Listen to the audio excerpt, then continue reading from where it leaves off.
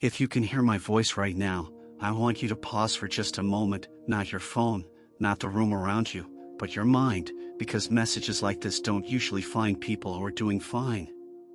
They find people who are tired, people who kept going when it didn't make sense anymore, people who showed up long after the motivation ran out. And if that's you, this isn't background noise, this isn't something to play while you multitask, this is a notice, not an emotional one and not a motivational one, but a formal one. Somewhere along the way, you were told to be strong, to move on, to let it go, but nobody ever told you this. Nothing you went through was ignored, nothing you endured went undocumented, and nothing you survived went unpaid. You didn't just suffer, you accumulated a balance, and today that balance is being addressed. I want to be very clear here, because clarity creates safety. You didn't click this by accident, algorithms don't explain moments like this, and coincidence doesn't account for timing this precise. This isn't about religion yet, and it isn't about emotion yet, this is about record.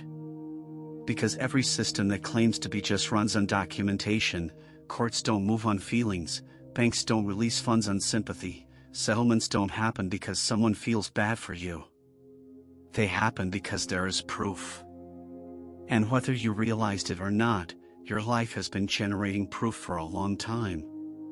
You have proof of endurance, proof of restraint, proof of surviving pressure that would have crushed someone else. You stayed when it would have been easier to walk away, you kept your integrity when shortcuts were available, you absorbed losses that weren't your fault just to keep things from collapsing.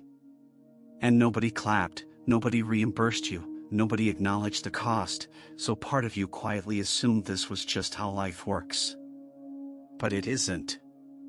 Not in a just system. And despite how it may have felt, you were never outside of one. There are seasons in life that feel like employment under hostile conditions. You show up, you perform, you give effort, loyalty, and time, and in return you're overworked, underappreciated, and slowly depleted. Because toxic environments don't always look dramatic, sometimes they look like responsibility without support, expectation without protection, pressure without compensation. And you stayed longer than you should have, not because you were weak, but because you were committed. And commitment always leaves a paper trail. Here's what most people never realize: pain doesn't disappear just because time passes. It converts. Unprocessed suffering becomes debt, endured suffering becomes equity, and that's the difference. You weren't breaking down for nothing, you weren't losing years for nothing, you weren't holding yourself together with duct tape and prayer for nothing. Every sleepless night, every silent tear, every moment you kept your composure when you wanted to collapse was not a failure. It was a deposit. And deposits don't vanish. They wait. I know part of you is skeptical right now, because you've heard hope before, you've listened to encouragement before, you've tried to believe that something good would come from this. But this is different.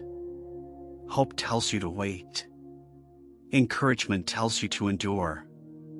This tells you something has already been processed. Not pending. Not delayed. Processed. Which means the conversation is no longer about if. It's about claiming. And before your mind starts racing ahead, let me slow this down. This isn't about money yet, it isn't about revenge, and it isn't about proving anyone wrong. This is about balance. Because justice doesn't erase what happened to you. It responds to it. And a just system never asks someone to absorb loss forever. At some point, the scales move. You may not feel ready to hear that, because suffering has a way of shrinking expectation.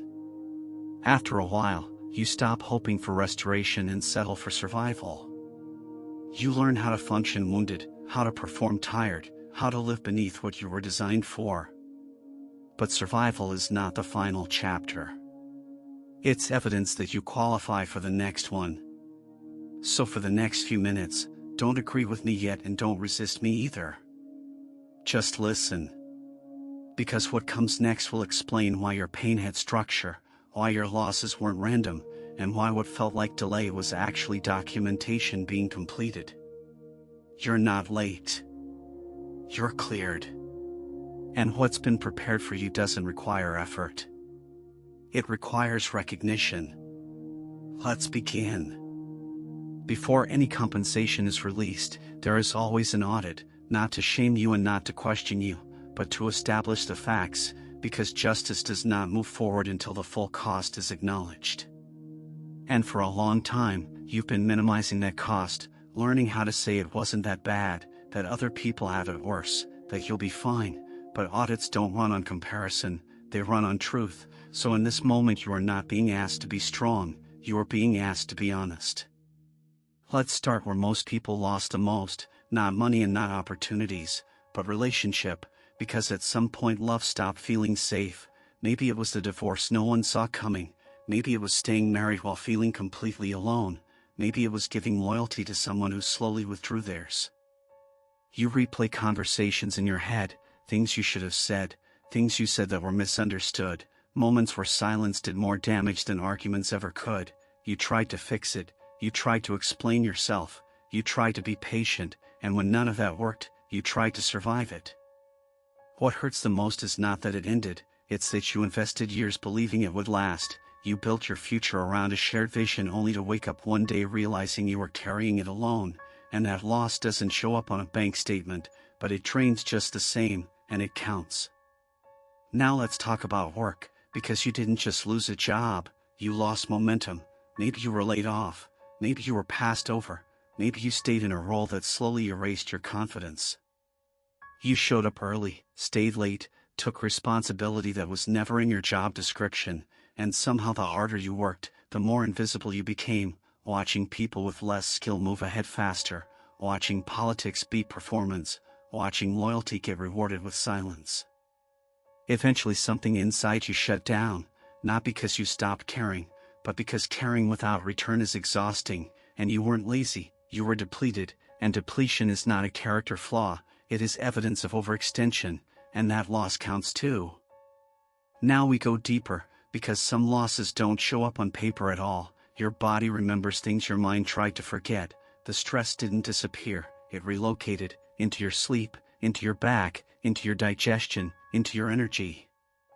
You learned how to function tired, how to normalize pain, how to call exhaustion just life, doctor visits that didn't give answers, medications that treated symptoms but not causes, mornings where getting out of bed felt heavier than it should. You didn't ask for this, you adapted to it, and adaptation is expensive. You paid with energy you never got back, with strength that had to be rationed, with joy that had to be postponed, and that cost was recorded too. And then there is the one loss that hurts the most, the one you can't replace, time, the only currency you can't earn back, and you lost a lot of it. Years spent waiting for things to change, years spent fixing what someone else broke, years spent recovering from things that never should have happened, looking back and thinking you should be further by now, that you thought you'd be past this, that you didn't plan for your life to look like this. What you couldn't see while it was happening is that you weren't standing still, you were carrying weight, and carrying weight always slows the pace. Here's the part nobody told you, surviving costs more than failing. Failing is quick, quitting is instant, but surviving requires daily decisions, daily restraint, daily endurance. And you paid that price quietly, with no applause, no recognition, no relief, which is why it feels unfair, because it was. This is why this moment matters, not because old wounds are being reopened, but because wounds that were never acknowledged never get resolved. You don't heal what you keep dismissing, and today nothing is being dismissed. Your relationship losses were logged, your career delays were logged, your health battles were logged, your lost time was logged, not as weakness and not as failure, but as cost. And here is the turning point, audits are not the end of the process, they are the prerequisite. No company issues compensation without first establishing liability, no court releases settlement without confirming damages. Damages have now been established, which means the conversation is about to shift, from what you lost to what is owed, from what hurt to what must be restored, from survival to settlement. You weren't delayed, you were being documented, and documentation always precedes release. Let's continue. There's something you need to understand before we go any further. What happened to you did not take place in chaos. Even though it felt chaotic, it felt unfair, it felt random, but it wasn't, because chaos doesn't repeat patterns and chaos doesn't hit the same areas over and over. Chaos doesn't target identity, purpose, and endurance with precision. What you experienced followed a system, you just weren't shown how it worked. Most people imagine justice as loud, a verdict, a moment, a dramatic reversal, but real justice, especially in systems that actually function, moves quietly first. It observes, it records, it waits until enough evidence exists that the outcome cannot be disputed. And that's the part nobody prepared you for, because while you were asking why this was happening again, the system was asking how much this person can endure without breaking integrity. Every just system runs on 3 pillars: authority, evidence, and timing. Remove any one of them and the outcome collapses, and the reason your breakthrough didn't come early is because evidence was still being collected. Let's talk about authority, because in any court the judge doesn't rush, not because they don't care, but because their role is to ensure the outcome cannot be overturned. Emotion doesn't decide cases, facts do, and the higher the authority, the more precise the process. What felt like silence was not absence, it was restraint, because intervention too early would have robbed the outcome of permanence. Now let's talk about evidence, because evidence is not what you say happened, evidence is what can be proven under pressure, and that's why the hardest seasons often last the longest, because endurance produces proof that cannot be disputed. Proof that you didn't quit, proof that you didn't become what hurt you, proof that you didn't abandon your values when it would have benefited you. You could have compromised, you could have retaliated, you could have walked away from responsibility, but you didn't, and that matters more than you know. Here's the part that reframes everything. Pain is not emotional in the system you were under, it's evidentiary. Every sleepless night documented stamina, every moment of restraint documented character, every time you showed up exhausted documented discipline. And discipline always increases jurisdiction. That's why some people break early and exit fast, not because they lack talent, but because they lacked endurance, and endurance is the currency of authority. You weren't being punished, you were being qualified. Now let's talk about timing, because this is where most people misunderstand justice. They think delay means denial, but delay is often protection. Premature justice creates temporary outcomes, and temporary outcomes don't last. What's coming next in your life isn't meant to be reversed, it's meant to be established, and establishment requires weight. Think about it like this: small claims court moves fast, high-stakes cases move slow, because the cost of being wrong increases with the value of the outcome. And the amount of time this took is directly proportional to the level of authority it's about to release. This explains something you couldn't figure out before: why the pressure increased right before things fell apart, why the resistance intensified when you were already tired, why it felt like the system was stacked against you. It wasn't stacked against you, it was revealing the difference between you and what was trying to break you. Here's a truth most people never hear: not everyone qualifies for compensation. Some people exit too early, some people compromise their evidence, some people abandon the process before the record is complete. But you didn't. And that's why this moment exists. You weren't ignored, you were under review, and reviews don't feel good while they're happening. They feel invasive, they feel exhausting, they feel unfair, but they determine outcome. Let me say this clearly, because clarity matters here. Justice does not require you to understand the system, it only requires you to remain intact inside it. And you did. Even when it cost you comfort, even when it cost you time, even when it cost you parts of yourself you're still grieving. That cost was not invisible. It was weighed. And here's the shift: when evidence reaches completion, the system changes posture, observation ends, deliberation ends, and responsibility transfers. At that point, justice no longer asks what happened, it asks what is owed. That's where you are now, not in review, not in waiting, not in delay, but in transition. From documentation to determination. from endurance to release. In the next section, we're going to move into something very specific, not abstract hope and not spiritual language for its own sake, but a clear framework, how compensation is structured, why it comes in layers, and why what you receive next won't look like a refund. It will look like an upgrade. Because justice doesn't just restore what was taken, it repositions who endured the loss. Let's continue. Now that you understand the system, we need to talk about something specific, because compensation is not emotional, it's structured. No legitimate system releases vague outcomes, it defines categories, it establishes scope, it assigns value, and what's being released in your life is not random blessing, it's categorized compensation. Which means if you don't recognize the categories, you'll miss what's already arriving, so let's slow this down and make it clear. The first form of compensation is authority, and this is the one most people don't expect, because it doesn't show up as money first, it shows up as presence. After long seasons of pressure, something changes in the way you move through rooms, people listen differently, conversations shift when you speak, opportunities come without you chasing them, not because you're louder, but because you're heavier.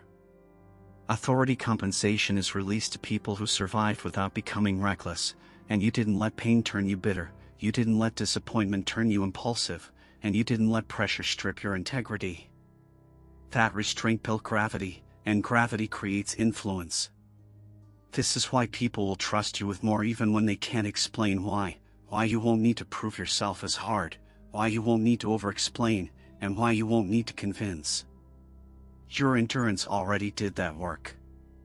The second form of compensation is time acceleration, and this one reaches deep, because time loss is the wound you still feel.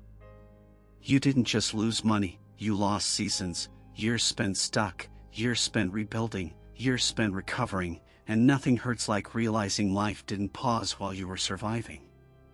But here's the principle most people never understand: time is not repaid by going backward, it's repaid by acceleration. When systems compensate for delay, they compress outcomes, they fast-track processes, they remove unnecessary steps, and they advance qualified individuals ahead of schedule. And you are qualified. Which means progress in your next season will feel unfamiliar, things will move faster than you're used to, decisions will resolve quicker, and doors will open with less resistance. At first your mind will struggle to trust it, because delay trained you to expect friction. But acceleration is not chaos, it's efficiency returning. The third form of compensation is provision, and this is what most people think compensation means. Yes, resources are part of this, but not reckless increase. This is targeted provision, the kind that shows up when it's actually useful, not early enough to waste and not late enough to frustrate.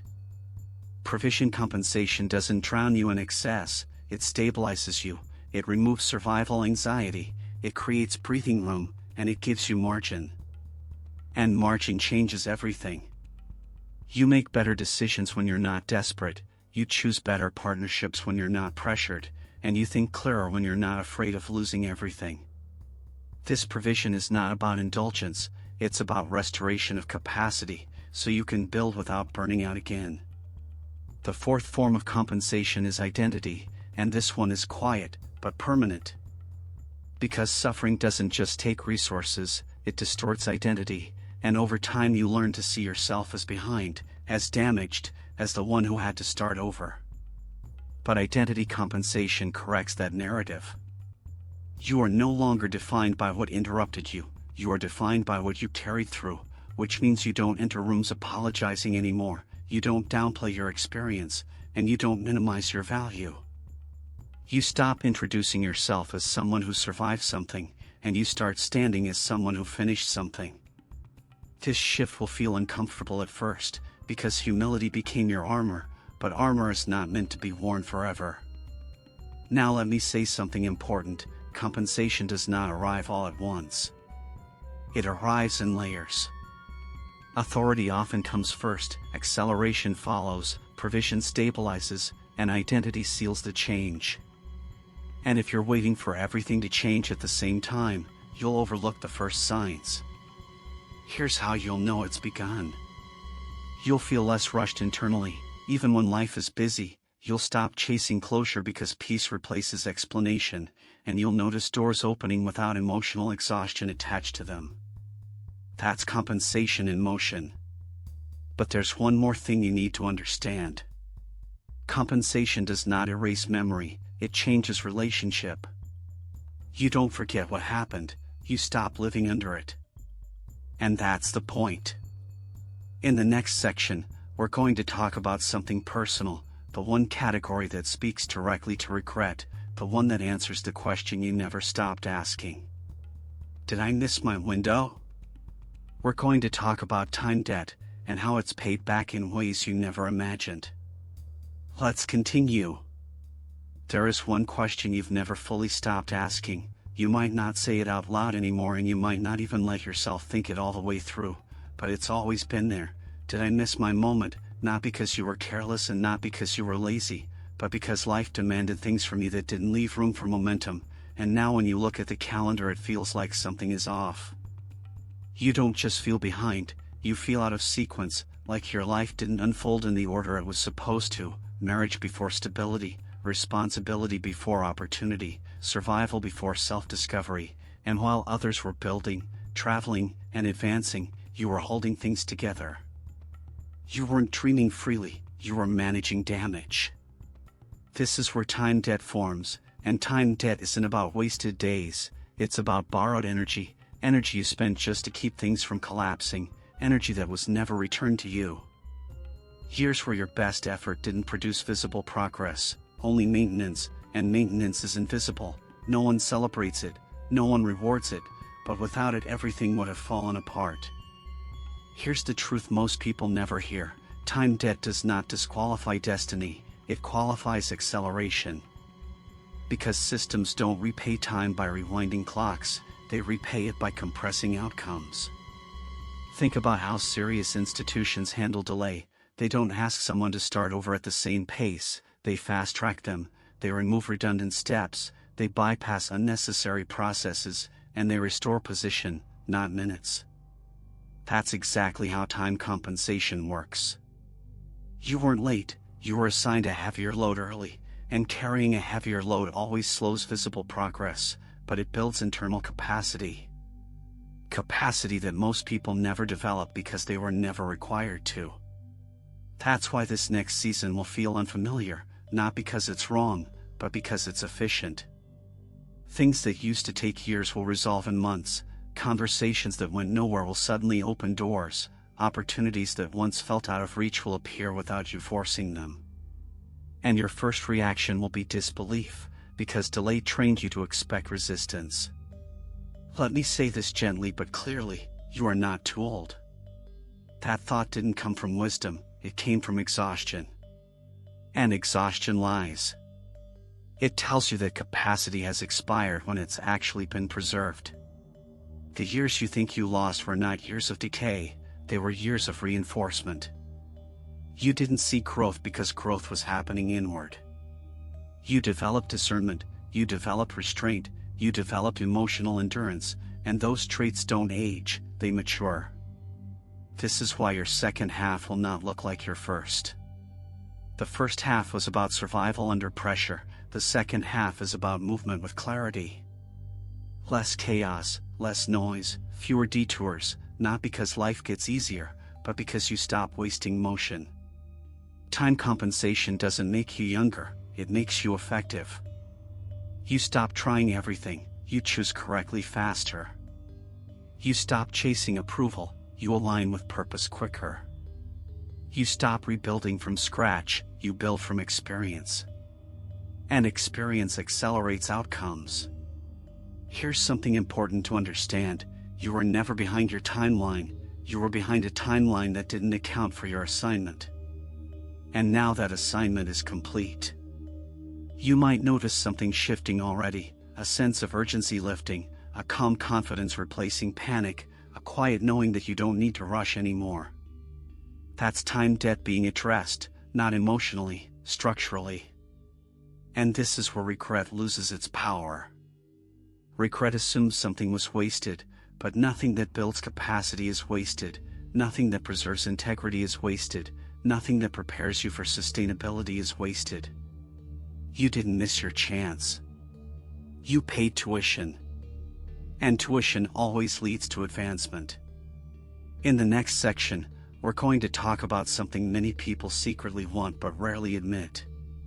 Vindication. Not loud revenge, not public fights, but quiet correction. The kind where truth stands on its own and you don't have to explain yourself anymore. Let's continue. There is a kind of pain you never talked about, not because it hurt less, but because it felt useless to explain, being misunderstood, being misrepresented, being quietly blamed for things you didn't cause. And what made it worse was that you didn't have the energy to defend yourself anymore. You learned something the hard way. Sometimes the truth doesn't win by arguing, it wins by outlasting the lie. You were talked about, not always loudly, sometimes subtly, a tone shift, a look, a story told with key details missing. And you could have corrected it, but correction requires energy, and you were already spending yours just to stay standing. So you stayed silent, not because you were guilty, but because you were tired. This is where silent vindication begins, not with confrontation, not with exposure, but with positioning. Because justice doesn't always clear your name with words, sometimes it clears your name by changing your altitude. Here's what most people don't understand about reputation. Reputation is not built by explanation, it's built by consistency over time. And you stayed consistent while the noise moved on. You kept your character intact when you could have defended yourself by destroying someone else's. That restraint matters, because systems of justice don't reward volume, they reward credibility. Vindication is not about being proven right, it's about being trusted again. By the right people. And that kind of trust can't be forced, it's recognized. You may have noticed this already starting. People who once doubted you now ask for your opinion. People who once distanced themselves now reappear with curiosity. No apologies. No explanations. Just a shift. That's not coincidence. That's correction. Silent vindication doesn't embarrass your enemies, it removes their influence. It doesn't call them out. It outgrows them. And here's the part that will surprise you, some of the people who misunderstood you were never malicious. They were confused. They didn't have full information. They believed a partial story. Justice doesn't punish them. It clarifies reality. This is why vindication feels anticlimactic at first. You expect a moment, a reveal, a reversal. But instead, you get peace. And peace is stronger than applause. You stop replaying conversations in your head. You stop crafting responses you'll never send. You stop wishing you had said things differently. Because you don't need to say anything anymore. Your life is answering for you. Let me say something important here. Vindication does not require your participation. That's why it's quiet. The moment you try to force it, you contaminate it. You were never meant to clear your name alone. You were meant to remain clean. And you did. This is why retaliation never appealed to you, even when you were hurt. Because something in you knew that responding at that level would cost more than it paid. You didn't want to win the argument and lose yourself. So justice chose another route. Elevation. When your environment changes, your reputation follows. When your access changes, your narrative changes. When your role changes, your critics lose relevance. And here's the quiet beauty of it. The people who doubted you don't need to be convinced. They'll notice. They'll connect dots. They'll revise their conclusions privately. And that's enough. Vindication is complete when you no longer crave validation. When your peace doesn't depend on agreement. When your confidence doesn't require consensus. That's the moment justice has done its job. You're stepping into that now, not with noise, not with drama, but with alignment. And alignment always speaks louder than defense. In the next section, we're going to do something different. We're not going to explain anymore. We're going to activate. Because compensation doesn't release itself automatically. It must be claimed. And you're about to step into that moment. Let's continue. Up to this point, you've been listening, understanding, recognizing, connecting the dots, but compensation is never released through awareness alone. It's released through agreement, not emotional agreement and not intellectual agreement, but legal agreement, and that's what this moment is. Before we do anything, I need to say this clearly: nothing is being forced here and nothing is being demanded from you. Participation is what gives this moment power. So if at any point you need to pause, pause. If you need to sit, sit. And if you're driving or working, just stay present, because this isn't about posture, it's about consent. I want you to take one slow breath with me, in through your nose, hold it for a moment, and release it slowly, and then do that again, letting your shoulders drop and your jaw unclench, because people who have endured long seasons of pressure often forget what it feels like to rest while awake. Now listen carefully. You are not here to relive pain, you are here to reclassify it, because up until now your suffering lived in the category of loss, and in this moment that category changes. Loss becomes evidence. Evidence becomes entitlement. And entitlement must be claimed. I want you to bring one thing to mind, not everything, just one: the moment, the season, the experience that cost you the most, the one you rarely talk about because it still feels tender, and you don't need to name it out loud or explain it, you only need to acknowledge it internally, because that's your receipt. Now here's what we're going to do. I'm going to speak slowly, and when it feels right you can repeat these words, out loud or quietly. There is no rush. Let this come from the place where strength replaced survival. Take another breath, and when you're ready, say this: I acknowledge what I endured, I acknowledge what it cost me, and I acknowledge that I remained intact. Pause for a moment and let that settle, because acknowledgement is the first signature. Now continue. I release the need to explain my pain, I release the urge to justify my endurance, and I release the identity of survival, because you are not dishonoring the past, you are closing the case. Now we move into agreement. Say this: I agree that what I endured was not random, I agree that it was documented, and I agree that justice applies to me, because agreement aligns you with outcome. Now place a hand somewhere that feels grounding, your chest, your leg, or the steering wheel, and say this: I consent to receive what is owed, I consent to acceleration, and I consent to restoration without guilt. This matters, because many people subconsciously block compensation out of loyalty to the version of themselves that suffered, but you don't owe suffering your future. Now we address authority. Say this: I accept the authority that comes from endurance, I accept responsibility without shame, and I accept influence without apology, because authority is not dominance, it's stability, and you earned it. Now time. Say this: I release regret over lost years, I release comparison, and I accept accelerated progress, letting your body relax as you say it, because acceleration feels unsafe to people who lived in delay, but safety is not found in slowness, it's found in alignment. Now provision. Say this: I allow provision to arrive at the right pace, I allow stability to replace anxiety, and I allow margin to replace survival, noticing that you are not demanding, you are permitting.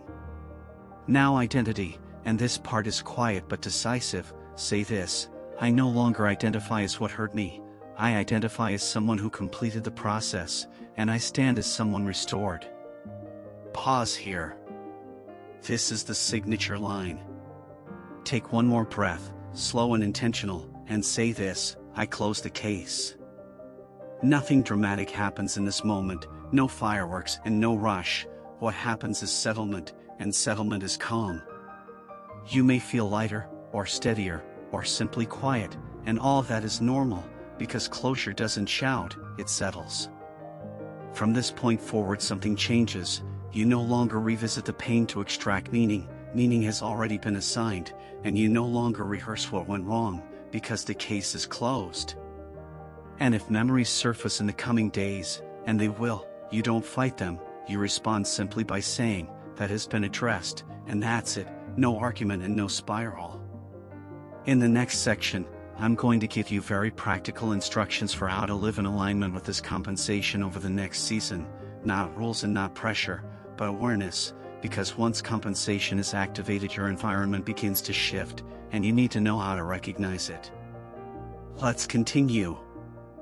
Now that the claim has been activated, the most important work begins, not effort and not striving, but alignment, because compensation changes posture first, not circumstances overnight, and the next 30 days matter more than you realize.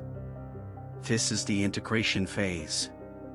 Over the next week, memories will surface, not because something went wrong, but because the nervous system releases stored tension when safety increases, and this is normal. When a memory appears, don't analyze it, don't relive it, and don't explain it, respond with one sentence only, "That has been addressed." Say it calmly, without emotion and without argument, because this trains your mind to stop reopening closed cases. As the days move on, pay attention to how you talk about your life, especially in casual conversation, because language reveals identity before behavior ever does.